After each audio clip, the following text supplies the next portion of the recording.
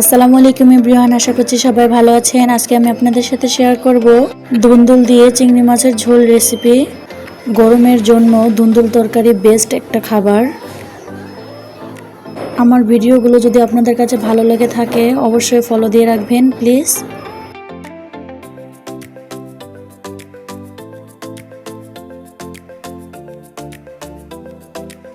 চলেন রান্না শুরু করি। একটি প্যানে পরিমাণ মতো তেল দিয়ে 2টি পেঁয়াজ কুচি একটু ব্রাউন কালার করে ভেজে নেব। পেঁয়াজটা হালকা ভেজে নেওয়ার পর চিংড়ি মাছ দিয়ে আবার একটু নেড়েচেড়ে ভালোভাবে ভেজে নেব।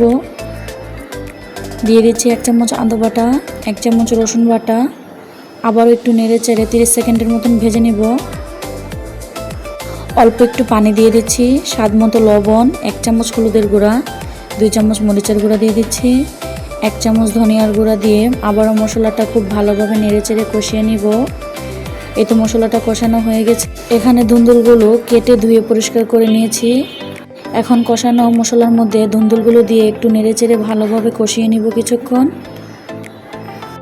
একটু নেড়েচেড়ে নেওয়ার পর ঢাকনা দিয়ে ঢেকে দিচ্ছি হাই হিটে 5 মিনিটের জন্য। 5 মিনিট পর ঢাকনা উঠিয়ে একটু নেড়েচেড়ে দেখিয়ে দিচ্ছি কতটা পানি উঠেছে দেখতে পাচ্ছেন। দিয়ে দিচ্ছি 5-6টা কাঁচামরিচ, আবার একটু নেড়েচেড়ে দিচ্ছি। এখন আবারও 5 মিনিটের জন্য ঢাকনা দিয়ে ঢেকে দেব। 5 মিনিট পর ঢাকনা উঠিয়ে আবার একটু নেড়েচেড়ে দিচ্ছি।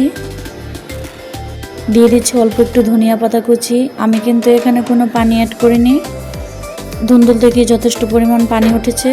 আরও 5 মিনিট রান্না করে নেওয়ার পর নামিয়ে নিয়েছি। দেখতে পাচ্ছেন তরকারিটা কতটা লোভনীয় হয়েছে। একবার এভাবে ট্রাই করে দেখবেন।